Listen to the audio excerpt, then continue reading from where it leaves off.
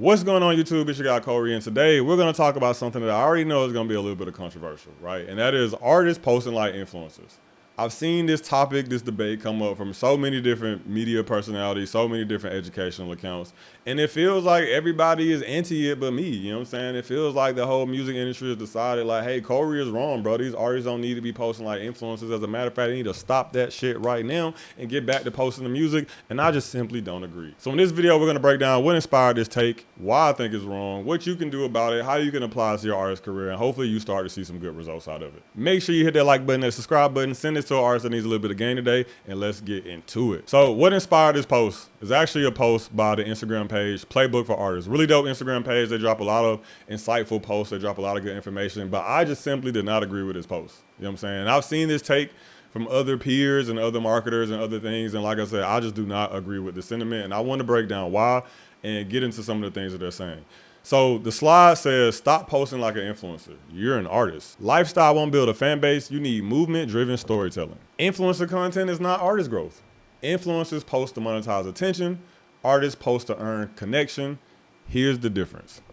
So an influencer might post about their outfits and aesthetics, trends and dances, product placements. Audience equals customers. Artists are supposed to be posting about emotion and message, original sound and visuals, album and world building. Audience equals community. Your feed should feel like a movement. Your content should answer, why should anyone care about what I'm building? Is it a message? Is it a feeling? Is it a worldview? Story is better than selfies. People don't follow artists just because they're hot or cool. They follow because the artist says something they feel. Your story is more valuable than your selfie. So you can see here, I left a little bit of a comment, right? I said, I disagree. Some of the best influencers are really good at posting engaging content for their audience and getting the audience to like them as people. Artists can learn a lot from that and integrate it into their own content strategies. They shouldn't be posting 100% like an influencer, but definitely not ignoring how they do things. And once again, this is my take on it. I've seen so many marketers say, hey, artists, stop posting like an influencer. Now, I want to play this other video real quick before I actually give my take, because I think this content creator broke down perfectly just the reality of the era that we're living in. And I think it's going to add a completely different set of context to my take. The reason why you're not blowing up on social media is because you're still posting like you're on social media, but social media doesn't even exist no more. That ended like 3 years ago. You don't see people that you follow on your timeline no more. You see stuff that you're interested in. You're in a thing called interest media, where your algorithm is going to serve you the stuff that you're interested in, not the stuff that you follow. What does that mean? You need to stop trying to stay on brand, stop trying to stay in a niche, stop trying to be in a box. People don't care about your box. In fact, you're better if you start talking about 15 different things at the same time. That way you'll pop up on 15 different algorithms. There's no such thing as flooding your timeline no more, because if you're talking about something that the people you follow aren't interested in, then it ain't even gonna pop up on their timeline. The reason. So what is this brother talking about, man? First off, shout out to Charity. Charity is an artist, influencer, you know what I'm saying, all around creative, really an intellectual brother. And he brings up a really good point, right? We are no longer living in a social media era where people are engaging and interacting with people that they like, people that they follow. We are engaging with things that interest us. And I hate to break it to you guys, but people are interested in things other than music. Now, you might be thinking back to the original post and saying like, hey, Corey, they weren't saying that we can't share our interests. They were saying that we shouldn't be posting and moving like influencers. Now, I believe that in order to learn how to play the game, you need to learn some of that game from people who are playing it at the highest level. When it comes to social media marketing, when it comes to moving on platforms and creating content that engages people and brings people in and not only care about the content, but the person, influencers are some of the best people out there. They're 100% miles and miles ahead of the average music artist. And so I think it's unfair to boil down influencer content as just a selfie, right? Like just an outfit. A lot of them are posting these same things, but it does tie back to something about them that you would learn and know if you followed the influencer or the creator for long enough. And artists, you guys are no different. When somebody scrolls their timeline and they see a Drewski video, and then they see a Corey video giving tips in game, and then they see, I don't know, a Ray Daniels video, and then they see your video, in their world, you're no different than the 3-4 influencers that just scroll by. You're another piece of content, another person trying to find a way to entertain them. And if I don't feel like I relate to it or I can build something from it, I'm just gonna scroll away. You know what I'm saying? It doesn't matter sometimes how good the music is. Sometimes it really does boil down to those things. I was talking to an artist homie of mine the other day, and he brought up a really interesting point about how just through studying his own fan base, he's realized that we no longer live in a celebrity artist era, right? Meaning that fans no longer want to feel like their favorite artist is this magical deity that's untouchable and you're a god amongst humans, right? We're long past that era. We live in a relatability era where fans are picking some of their favorite artists based on, hey, can I connect with what you're going through? Can I connect with the message you're putting, not only in your music, but through the content that you're sharing with me? And this all ties back to what influencers are doing. Let me give you guys another example with the same artist, right? Same artist I'm talking about that had this conversation with me. He's now making content where he's giving like life advice. If you listen to a lot of his music, he's a pop punk rap artist. A lot of his music has to do about just growing up in life and, you know, moving through different life transitions.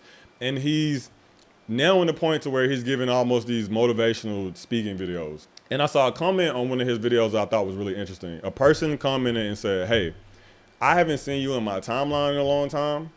I appreciate the advice. I'm about to go stream your song 30 times a day. And I harken back to the point that the original post made about can influencer style content benefit you as an artist? That is what it's for. It's not meant to be or always meant to be the source of content that drives people directly to the music. No, sometimes it's meant to just remind people that you exist. Remind people that you have values and morals, that you were a person before you became an artist. And then that connection or that realization makes them want to go listen to your music, whether that be for the first time or again, if they are an old fan. I think the two things that artists struggle with when it comes to posting content, because there are a lot of artists out there who know they should be making content like this. And they're not the batch that's refusing to do it. But I think the two places that get tripped up in is how much should I do it and how should I do it? And maybe there's a third thing too, right? Like what should I do in the journey of all this?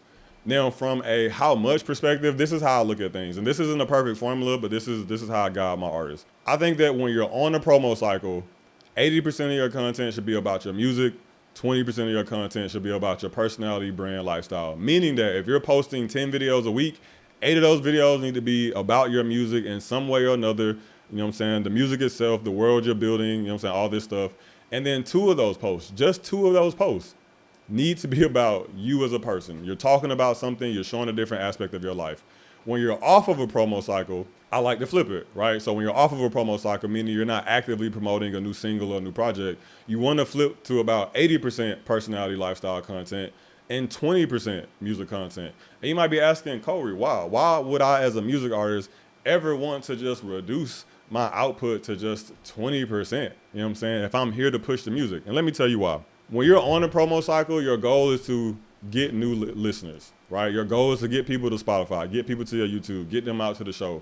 When you're off of a promo cycle, a lot of times your goal is to connect, right? This is when you're building community. This is when, 6 months ago, you didn't have time to respond to every single DM because you were promoting an album, you were on tour, you know what I'm saying? You were doing all this serious stuff, but now that you're out there cycling, you got more time, maybe you're at home more, you're on vacation or something, you know what I'm saying? You just chilling, you recording the next batch of music for the next rollout. This is the period where you want to build community. This is where you want to communitize your fans. And whether you like it or not, a lot of that community building comes from the artist getting to know you as a person, getting to understand what do you care about? What do you think about? I've always looked at it like this. If a fan should be able to say to you, I like your music and, right? I like your music and you care about basketball like I care about basketball. So I know that I could DM you at 2 o'clock in the morning being like, yo, did you see the game last night? And you might actually respond back to it. Or I can be like, yo, I like your music and I like that take that you gave on LeBron the other night. I agree. I think that he had an amazing game as well. These are going to be little triggers that from a content perspective, kind of like Charity was saying, will put your content in algorithms that your music content would never be put in, right? Let's just use that example I gave. If you're an artist and you make music content and then you also make content where you're giving your sports commentary or you're talking about sports as it relates to your life, you could post the hardest music video ever. That shit could have been made by Director X, produced by Young Thug, and you have Beyonce sitting off in the corner of the video. That shit is not going to hit the algorithm of people that want to see basketball content, right? Or people that want to see sports content. But that video that you made where you gave a hot take about LeBron's last game, that video is for sure going to hit sports algorithms. And now there's going to be a world of people who will see that video and be like, who is this guy? Or who is this girl? And they're going to come and look at your profile and they're going to see your music content. And then hopefully that music content now funnels them over to the music. So they came in around something personal, something they feel like they could build with you around and connect with you around, and that content got them to your music. Wait, quick pause, because a lot of you have been asking, how can I work with you guys one-on-one? And yes, we can run almost any type of marketing campaign at this point, but honestly, we prefer working with clients from a consulting standpoint because we actually get a chance to deep dive into their music. We can work on their brand, we can work on their content strategy, we can tie it all together into a marketing campaign. Basically, we can give you a blueprint on how to grow, monetize, and win. So if you're an artist that's serious about getting their branding together, their content strategies together, their marketing together, then apply for a call with our country brand agency arm using the link in the description below. Serious inquiries only, please guys. So if this sounds like something you need, once again, hit that link in the description. And if not, we still love you anyway. All right, guys, commercial break over. Let's get back to the video. Now, this leads me to my second point. Make sure that outside of that promo cycle, right, even if you don't want to follow the 80-20 rule, make sure that majority of the times your music content outpaces your personality content. I think that what a lot of marketers fear and a lot of artists fear when they hear people like me say, hey, make personality content, make brand content, go be funny, go be smart, you know what I'm saying? Go show people that you like to knit. I think what they hear is like, damn, bro is trying to make me into a comedian, or bro is trying to make me into a knitting influencer. And here's the thing, right? As long as you make sure that the vast majority of your content is music artist content, not even just on that one platform, but we're talking about in totality, as long as that stuff is laid, the foundation is laid, you will be okay. Nobody will accidentally think that you're a knitting influencer. The artists that have that issue, and I've seen this a lot, right? The artists that have that issue is they let the personality and brand content outpace their music content. So you went viral because you made a skit and it was funny and people learned you were funny, and you're looking at your skit and you're like, damn, this skit got 100,000 views, but all of my music content only got like, the highest I ever did was 8,000. And so now you become addicted to the views, you become addicted to the likes, and you start chasing viewership and validation instead of remembering why you even made the skit. You made the skit to get attention to your music content, not to become Drewski, you know what I'm saying? And so I've seen this situation. I've had clients go viral for one thing, and then like I said, the views outpace everything else, and they just lean into that, and then they look up 2 years later, and they're confused on why their audience thinks they're a fitness influencer and not a music artist. It's because you didn't make sure that your foundation as an artist was laid enough, and you chase views and validation. Now the last thing is, what do you post, right? If you are an artist that wants to benefit from this style of content, you want to find a way to sprinkle this in your content output. You know, you want your fans to know you as a person. How do you even get started? Start with things that really are near and dear to you, right? So if you like basketball and you're comfortable with talking about basketball, make basketball content, do commentary, do reactions. If you care about music, react to other music artists' video. If you care about cars, make a video where you're, I don't know, going to a car dealership, picking out cars or something. Start with something that if 1,000 people came up and tried to have a conversation with you about it, you could have that conversation all day with a smile on your face. Because if this works, and we do want this to work, right? If this works,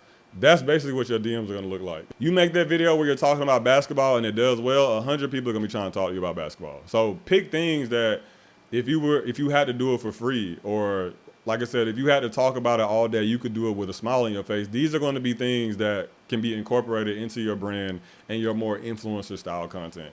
And then the second part of that is show off your lifestyle. Every artist has a life. You know, I know that a lot of you like to try to trick us into thinking that you're always in the studio and you're always working on music, but come on, bro. We know better at this point. We know that artists are people. I know that today you had to pick your daughter up from school, and then you went to the gym, and then you took your car to the dealership, and then you stopped by your producer house to pick up beats, and then you went to a clothing store to get an outfit for this music video you got on Saturday, and then you went and hoop with your homies, and then you came home and spent some time with your girl, and then you cooked dinner, and then you read a book before you went to bed. That is a jam-packed day to most people. And let me give y'all a little bit of secret when it comes to this lifestyle personality content. Everybody thinks their life is boring. It's the reality of being a person on social media. We all feel like the person on the other side of the screen, for the most part, might be having a more lit life than us. And so if you can imagine that there are people who are looking at you the same way. Dang, bro, went to the sneaker store and then da-da-da, and then da-da-da. He had a fun day. I wish I could have a day like that. I wish I had a music video to go to. You know what I'm saying? I wish my daughter let me come pick her up from school. You know what I'm saying? So don't think too much about it. Don't think too much about the response on the other side, because like that initial carousel post was saying, and this is what I do think is you guys' advantage as a music artist in the content space. influencers have to keep up these things because they have brand deals on the line. Their money is tied directly to it, right? I have to keep posting viral content to make money from TikTok, from YouTube, from Snapchat. You don't need that, right? If you post a video about you going to a car dealership and that video gets 2,000 views and 30 of your fans are in the comments talking about their favorite car, the same dealership they went to, where they got their rims from, whatever, mission accomplished. You weren't here to make a check. You weren't here to make a bag. It would be nice, but you were posting this so that your fan base could see a different side of you and have something to connect around. And so with that in mind, you can't really lose as a music artist posting this style of content as long as the other things are in place. The last little tip I want to leave you guys with, because I just have this conversation so much. Like at this point in our career, we work with a lot of content creators almost as much as we work with music artists, you know what I'm saying? So I kind of have a perspective from both sides of it. And the thing that I've noticed about influencers that I really admire is that they leave no stones unturned.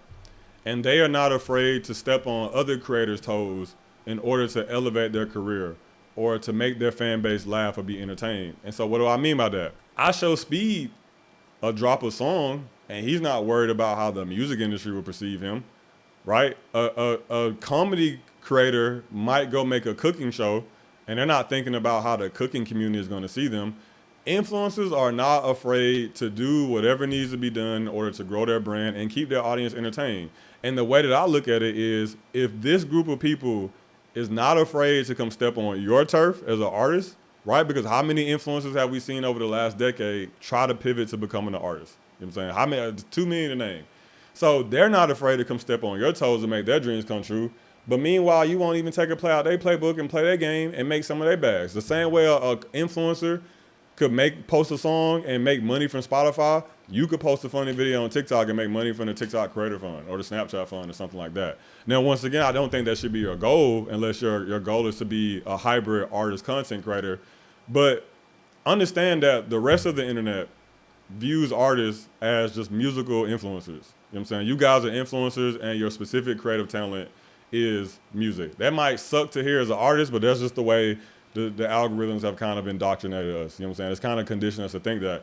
And I feel like you could be an artist that sees a game being played, you can complain about it, you can miss out on it, or you can adapt it and make it fit the type of artist that you want to be. Nobody says you have to do corny vlogs. Nobody says you have to do haul videos or get ready with me. It's like, find a style of content that matches your general interest, and your community will come from it. If you really like cars and you post enough about cars, you know what's gonna happen? The side of your fan base that only likes your music and doesn't care about cars is gonna ignore it. And the fans that like your music and like cars are gonna pay attention to it. And your fans that only like cars and not your music are also gonna pay attention to it. Either way, it's a win-win situation for you. So guys, let me know what you think. Do you believe that what the original post said was right? Artists need to stop posting like content creators and move more like traditional artists? Or do you agree with what I'm saying? You think that there's a space in the world where all of it can coexist and we can grow together and we can use these algorithms to benefit us and not feel like we're slaves to it, because we're actually doing things that we find fun and interesting and want to do anyway? Let me know in the comment section below. Once again, I'm Corey, and I'll holler at y'all later. Peace.